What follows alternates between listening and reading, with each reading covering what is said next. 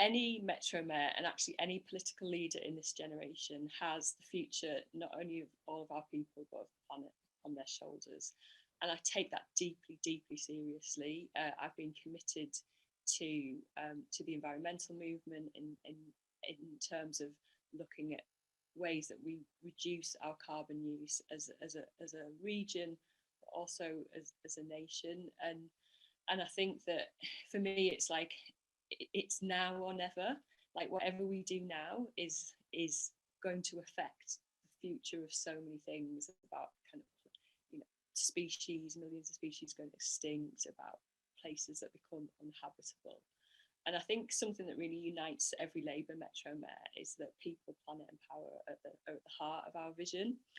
So that means that I go into this, not as thinking, oh, we should have an active travel policy. I go into this thinking we have to completely change the way that people get around. There's no doubt about it.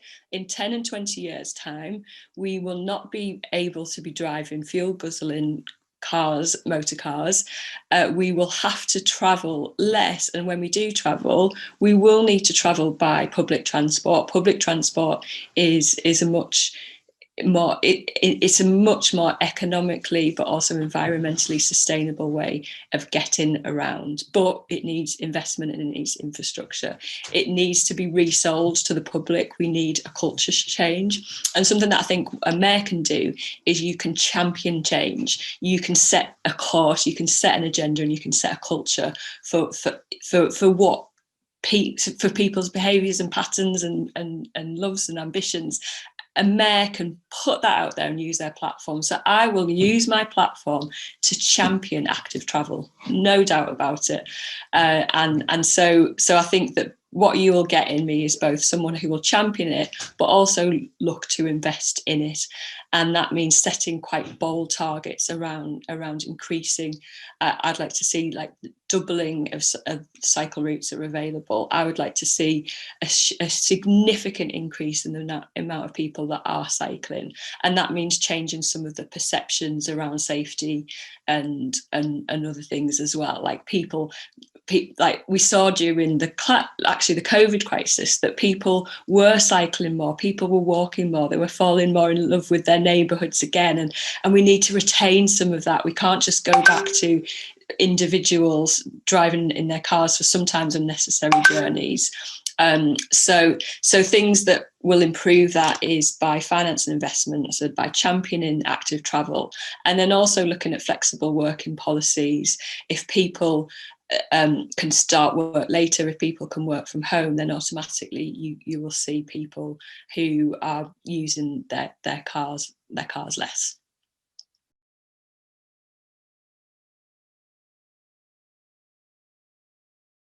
I love the policy of 20-minute neighbourhoods, and I hadn't heard it described in that way up until more recently, and I think again linked to the changing in behaviours during the coronavirus crisis. People did stay home more, or they at least stayed within their local communities more, and I think we really need to expand upon that, and I think we do that through three things.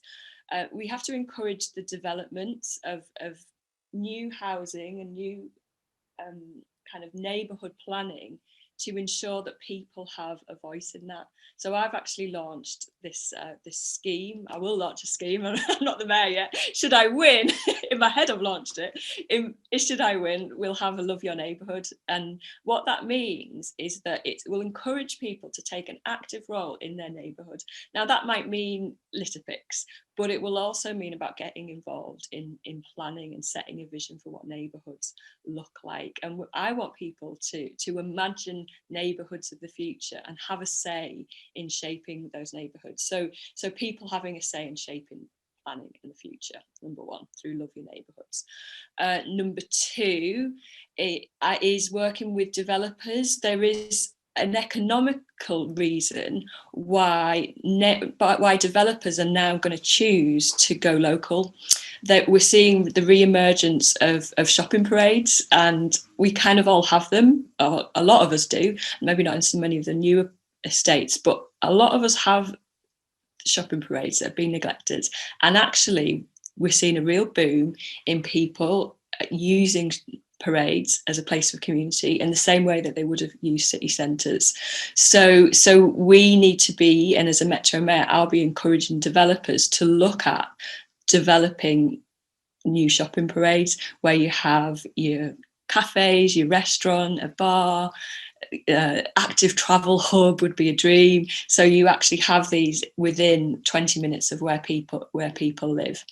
And that's going to be absolutely paramount in reaching this goal of your 20-minute neighbourhoods. And then I think finally it's about simply having the conversation at a regional level. We and the Combined Authority needs to take much more of a role in actually setting out a strategy for both housing and for transport, and that means that when you're setting out the strategy for the whole of the Tees Valley, we start to talk the language and we start to talk about 20-minute neighbourhoods. So I'll be championing it, I'll be giving people a voice, and I'll be working with the developers and the people who create in neighbourhoods of the future to ensure that we build into it this 20-minute neighbourhood strategy.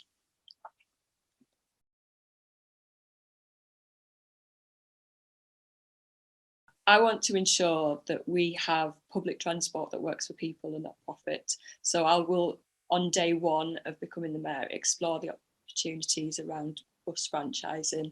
We have to ensure that buses go to the places where communities most need them. At the moment, they go to the places where there's most profit. That has to change. At the same time, I will support schemes around getting people access to bikes, and that's both bike hire, leasing arrangements with kind of push bikes and also e-bikes. And at the same time, we need to ensure that those communities are served by cycle routes. So we have to prioritise the neighbourhoods in most need when we're looking at cycle route planning and development.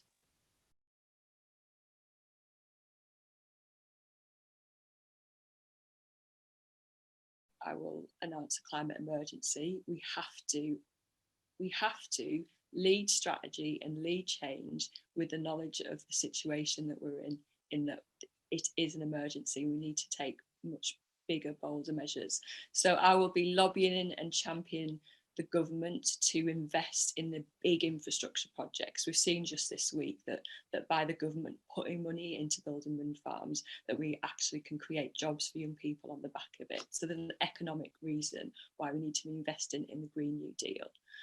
Number two, I will be, as I mentioned in the previous question, looking at an integrated transport service. So not only bus franchising, but ensuring that we've got cycle routes that match to kind of train stations, having bike lockers at train stations, and also seeing that the bus routes connect to the train timetable.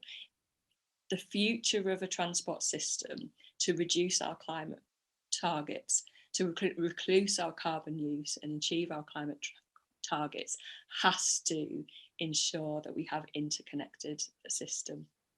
Secondly, we are going to see huge investments in green infrastructure, but we also need to ensure that young people have the opportunities to access those jobs. So I'll be creating a green fund. So the green fund is both on a micro funding level for people who want to start green projects, and they might be in setting up an e-bike scheme. I'm really keen for things like eMove that we've got in the north of the region to come here, which is an e-bike delivery scheme, all the way to people who want to train up in some of the climate jobs of the future. So an easy access fund, like micro grants and microfinancing to help create the businesses and create the jobs of the future and create the workforce.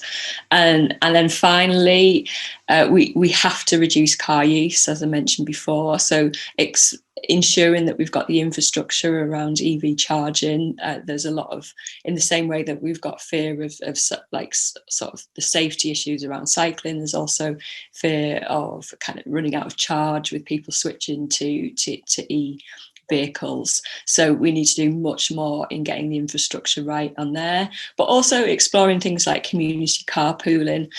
Does everyone need to like own a car? We see schemes in some of the bigger cities like Zipcar, where there's cars that are there for use on communities on site.